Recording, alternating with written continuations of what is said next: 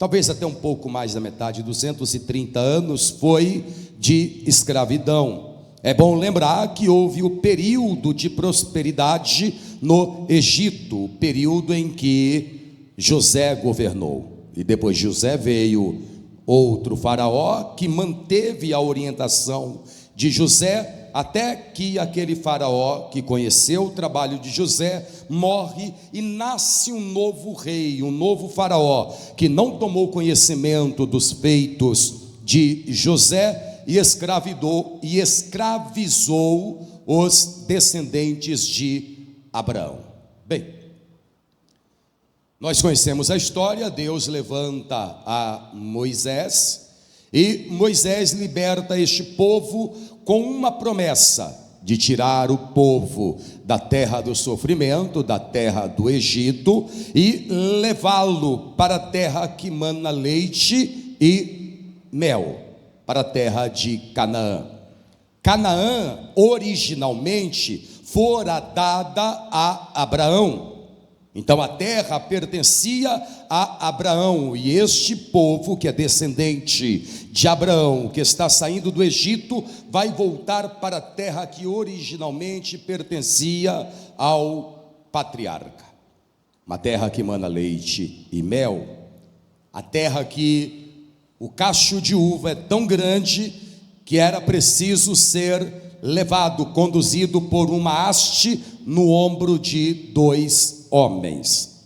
Quando eu era adolescente e que li pela primeira vez este texto, 2 homens levando um cacho de uva, eu pensava que se tratava de uma linguagem figurativa, porque aqui no Brasil eu nunca vi um cacho de uva tão grande que tem que ser levado por 2 pessoas, e ainda numa haste.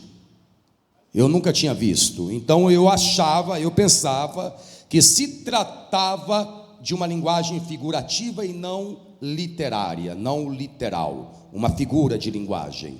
Mas, graças a Deus, tem a internet, e eu descobri que realmente existe.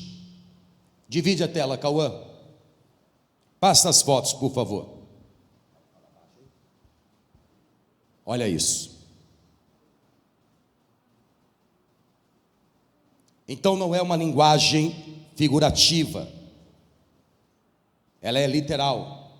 Quando os espias voltaram para Israel e para a congregação, os espias disseram: a terra é boa, a terra mana leite e mel, e este aqui é o seu fruto. Mostra o fruto aí, Cauã. E este aqui é o seu fruto. Bem, Moisés manda 12 espias, segundo a ordem de Deus, para espiarem a terra, analisarem a terra que pertencia a Abraão e que agora está ocupada pelos filhos de Anak. Vamos nos deliciar com esta palavra de hoje. Livro de Números, capítulo 13, aí eu vou ler apenas o versículo 1 e 2. Acompanhe comigo, por favor. E falou o Senhor a Moisés, dizendo: envia homens que espiem a terra de Canaã, que eu hei de dar aos filhos de Israel. De cada tribo de seus pais enviareis um homem, sendo cada qual maioral entre eles. Olhem para mim, por favor. São 12 tribos em Israel. Cada clã tem um líder, cada tribo tem um maioral.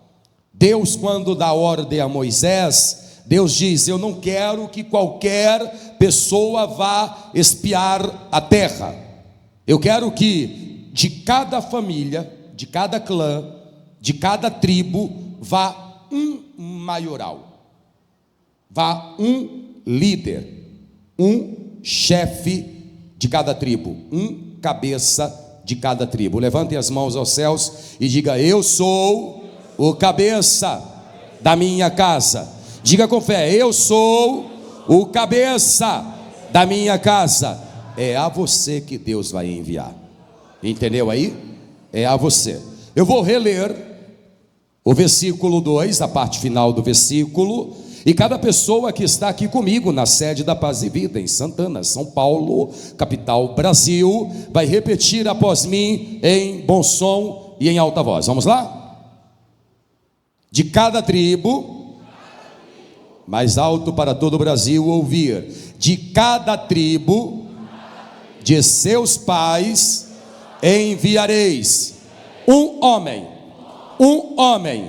sendo cada qual maioral, chefe, líder, cabeça entre eles. Mais uma vez,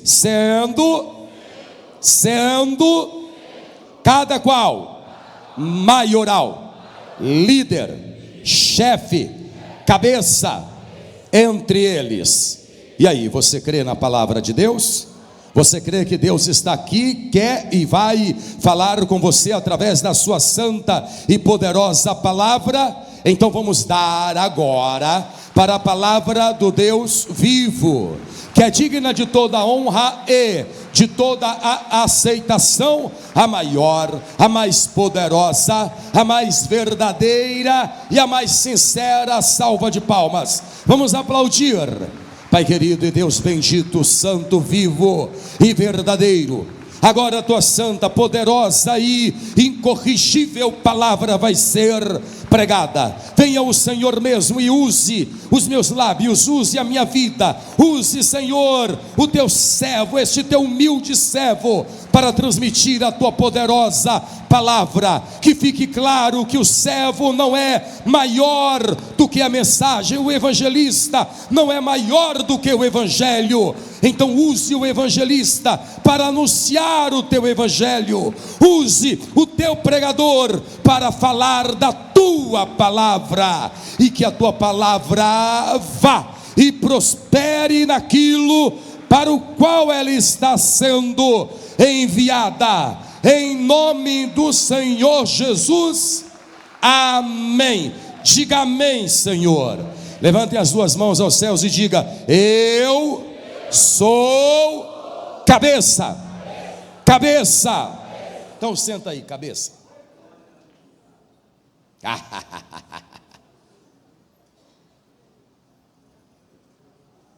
Bom,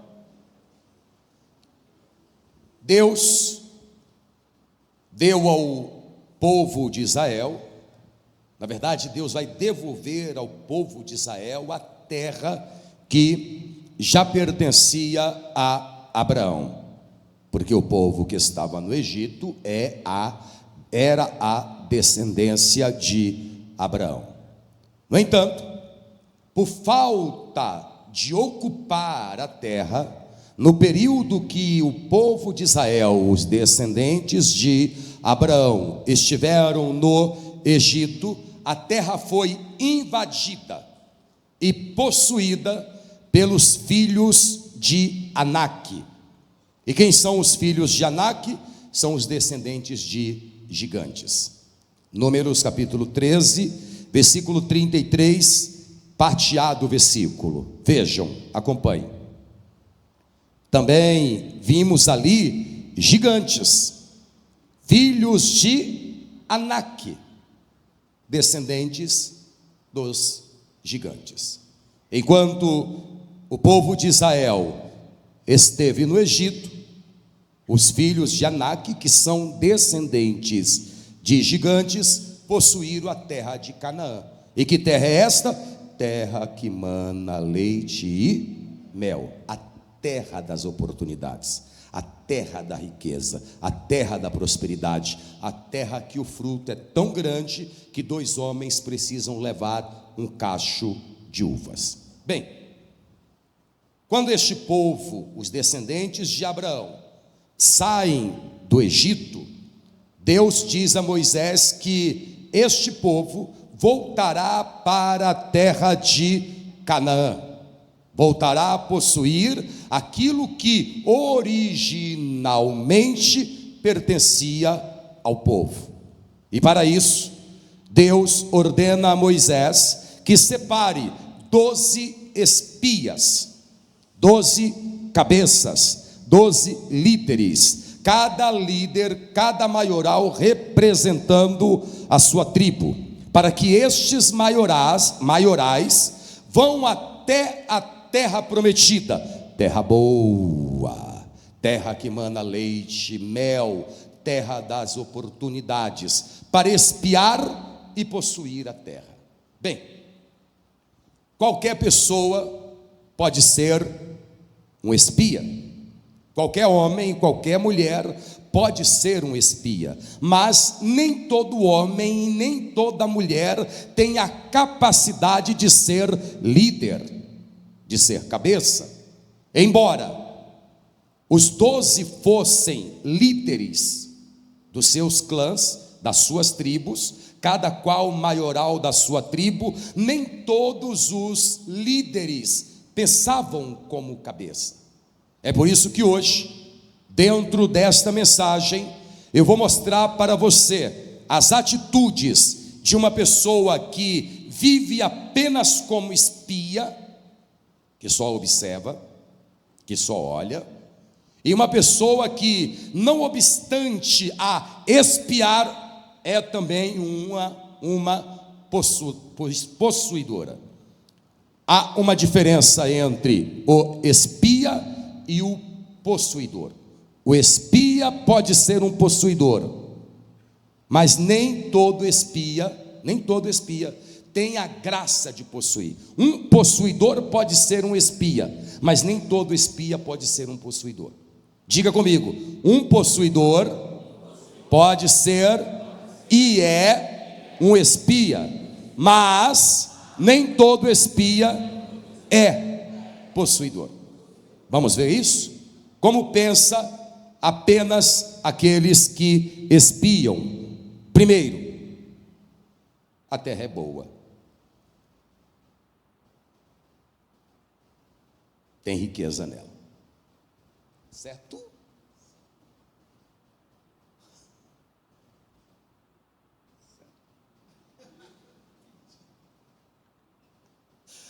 A terra é boa. Tem riqueza nela.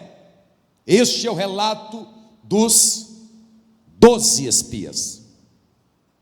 Vamos dar uma olhada aqui no texto bíblico, capítulo 13, versículo 27. Vejam. E contaram-lhe, e disseram: fomos à terra que nos enviaste, e verdadeiramente mana leite e mel, e este é o seu fruto. Mostre o fruto aí, Cauã. E este é o seu fruto.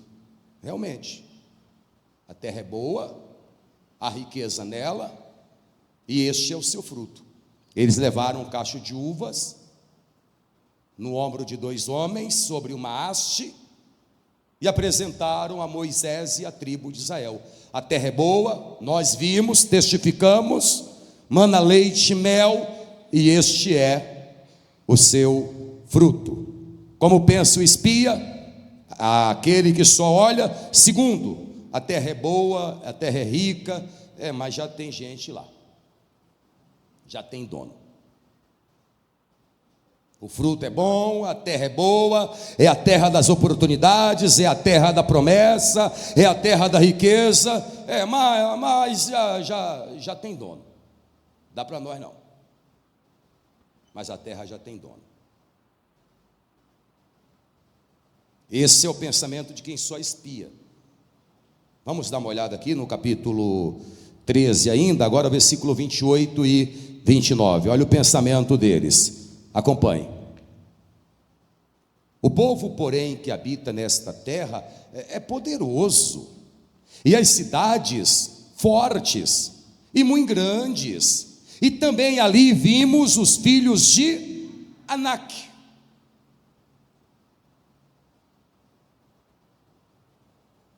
Os amalequitas habitam na terra do sul, e os heteus, e os jebuseus, e os amorreus habitam na montanha. Se a gente for para o sul, lá os heteus e jebuseus estão lá. Se formos para as montanhas, os amorreus estão lá. E se a gente for para a beira do rio Jordão, lá estão os cananeus. Os cananeus habitam ao pé do mar e pela ribeira do Jordão. A terra já tem dono. Observem, eles estão indo ver a terra, viram a terra é boa, o seu fruto é maravilhoso, mana leite e mel. A terra originalmente é nossa, porque fora dada a Abraão, o patriarca, mas já tem dono, já tem gente morando lá, não dá. Chegaram antes da gente. E quem são eles? Gigantes. São os filhos de Anak. Eles invadiram a terra. Terceiro, como pensam os que só observam, nós somos pequenos, eles são grandes, eles são fortes, nós somos pequenos. Olha o pastor Sandro aí. Nós somos fortes, aliás, eles são fortes, nós somos pequenos, eles grandes, fortes, nós pequenos e fracos. Esta é a visão de quem só espia, de quem só olha, começa a colocar dificuldade em tudo. Espiou, olhou, viu que a terra era a terra das oportunidades, a terra da riqueza, mas já tem dono lá, já tem gente morando. E a gente não tem condições de possuir a terra. Capítulo 13, versículo 31 a 32. Observem. Porém os homens que com ele subiram, disseram: não podemos subir contra aquele povo, porque é mais forte do que nós. E infamaram. Infamar é falar mal, é difamar. E infamaram a terra que tinham espiado perante os filhos de Israel, dizendo: vixe, a terra pelo meio da qual passamos a espiar é terra que consome os seus moradores, e todo o povo que vimos no meio dela são homens de grande estatura. Em outras palavras, a gente olhou, espiou, a terra é boa, mas está ocupada, e o povo que está lá é sanguinário. O povo que está lá é grande, é forte. Nós somos pequenos, somos fracos. Não dá para possuir aquela terra, não dá para entrar. Quarto, como pensa aquele que só espia, nós somos gafanhotos e eles gigantes. Você já viu um gafanhoto? O bichinho é feio, né? Eu não acho o gafanhoto bonito. Mas vamos lá. Eu perto de um gafanhoto, eu sou um gigante. Então, se eu não tenho medo do gafanhoto, e não tenho, é só pisar, ou usar os dedos como uma pinça e segurar nas duas asinhas dele, e pronto. Eu fazia isso quando era criança. Mas qual é o relatório destes homens pessimistas que estão abrindo mão da bênção do Senhor, da terra da oportunidade, da terra que emana leite e mel?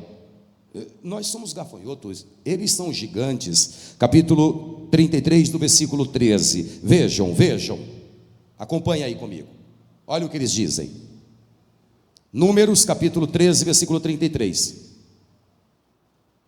Também vimos ali gigantes, filhos de Anak, descendentes dos gigantes, e éramos aos nossos olhos como gafanhotos, e assim também éramos aos seus olhos. Mas vem cá, eles entraram na terra e foram lá conversar com os filhos de Anak? Não. Eles estão afirmando que os moradores da terra olharam para eles e viram neles gafanhotos, indefesos, mas eles não conversaram com os filhos de Anak. Eles foram espiar escondidamente a terra. Eles viram os filhos de Anak, mas os filhos de Anak não os viram. Então eles estão tão pessimistas, com um sentimento derrotista, a ponto de dizer: nós nos sentimos como gafanhotos diante deles aos nossos próprios olhos, e eles também nos veem como gafanhotos. Em outras palavras, eles já estão derrotados antes de lutar. Eles nem entraram na guerra, na batalha, e já estão derrotados. A pior coisa que tem para uma pessoa é o medo de lutar, é o medo de perder. Porque quando a pessoa tem medo, ela não tenta. Tem muita gente aqui que está vivendo à margem, tem muita gente aqui que está vivendo na média e hoje é mediano porque não tem coragem de tentar. Eu até gostaria de abrir o meu salão, até fui espiar a terra.